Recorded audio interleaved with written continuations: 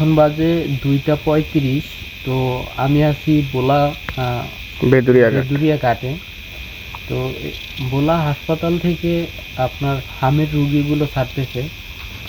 হামের রুগীগুলো নাকি নার্স ছাড়তেছে। তো এক একটা অ্যাম্বুলেন্সে করে এক একটা রুগী ছাড়তেছে। কিছুক্ষণ পর পর রুগী আসতেছে, হামের মানে বাচ্চাগুলো খুবই খারাপ অবস্থা। তো এই জায়গায় বর্তমানে সিগন্যাল চলে, তো এই কারণে দেওয়া হইতেছে না, স্পিন বোর্ড ছাড়তেছে না। তো কোস্টগার্ডকে ফোন দেওয়া হয়েছে, তারা আসছে, তারা কাগজপত্র দেখতেছে আর একটা করে ছাড়তেছে। তো বিষয়টা হয়েছে যে ভোলা হাসপাতালে নাকি ডাক্তার নাই, নার্স নাকি ছাড়তেছে বরিশাল নেওয়ার জন্য। তো বিষয়টা জানি কেমন একটা ঘাবলা মনে হইতেছে, এত রাত্রে রুগীগুলো ছাড়তেছে। তো এই নিয়ে কোস্টগার্ড কথাবার্তা বলতেছে। আমি এখন ঘাটিয়ে আছি। তো আমার পিছনে একটা অ্যাম্বুলেন্স আসতেছে। তো এই অ্যাম্বুলেন্সে করেই বাচ্চাগুলো নিতেছে। তো আমি এখন আপনাদেরকে ফুটেজ দেখানোর চেষ্টা করব, বাচ্চাদের ফুটেজ। সবাই একটু ভিডিওটা শেয়ার করবেন।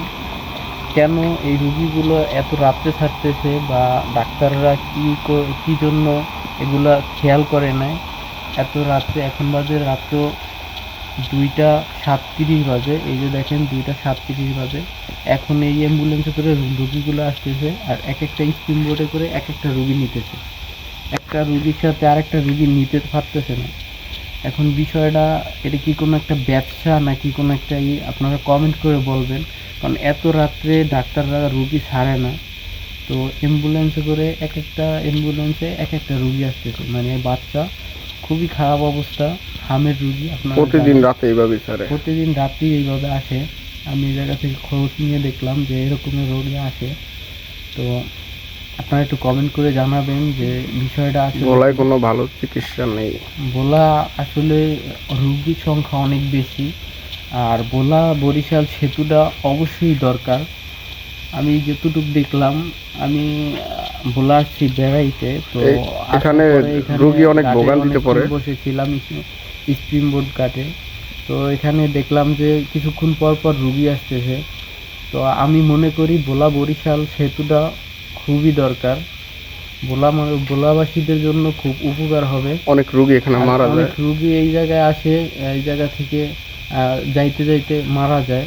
তো এই জায়গায় যদি ভোলা বরিশালের সেতুটা থাকতো, তাহলে অ্যাম্বুলেন্সে করে বরিশাল নিতে পারতো, তাহলে আর ঝামেলা হতো না। আর বিশেষ করে নদীতে এখন সিগন্যাল চলতে আছে নাকি 1-2 নাম্বার, কোস্টগার্ড যা বললো আমাদেরকে।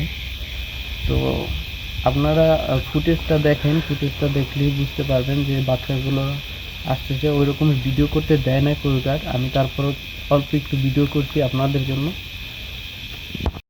অ্যাম্বুলেন্সে করে আরেকটা রোগী আপনারা দেখতে পাচ্ছেন, এই যে আমার পিছনে অ্যাম্বুলেন্স আসতেছে। বিষয়টা বুঝতে পারতেছি না, অনেকক্ষণেই অনেকগুলা সাইডে চাপ দাও, অ্যাম্বুলেন্সটা দেখা, অ্যাম্বুলেন্স দেখা।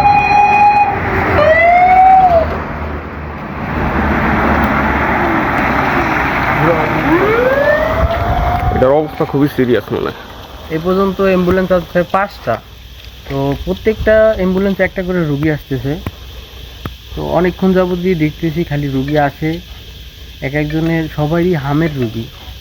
তো এখন রাত বাজে 2টা 43, এখন পর্যন্ত রুগী ছাড়তেছে। অন্য অন্য রোগীও আসে, অন্য অন্য রুগীও আছে।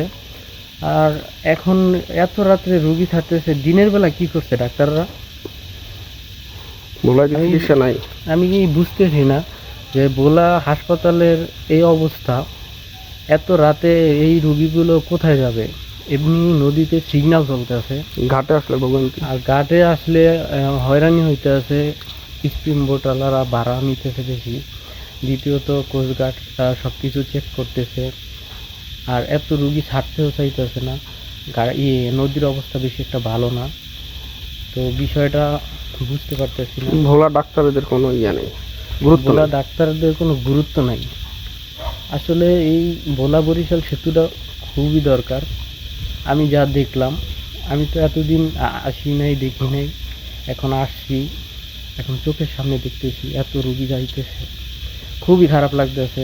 ছোট ছোট বাচ্চা কান্না করতেছে, মা বাবা কান্না করতেছে, খুবই খারাপ লাগতেছে। তো কি বলবো, আমি প্রধানমন্ত্রীর কাছে আবেদন করতেছি যে ভোলা বরিশাল সেতুটা আপনারা দেন। ভোলা বরিশাল সেতুটা দিলে ভোলাবাসীর জন্য খুব উপকার হবে। এত রাতে রোগী নিয়ে যাওয়া খুবই কষ্টকর, আর বিশেষ করে নদীতে অনেক ঢেউ।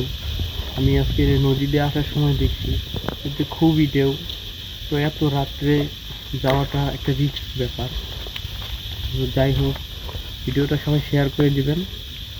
আর ভোলা বরিশাল সেতু লাগবে। ভোলা বরিশাল সেতুর জন্য সবাই আবেদন করবেন। ধন্যবাদ। অ্যাম্বুলেন্সটা দেখাই।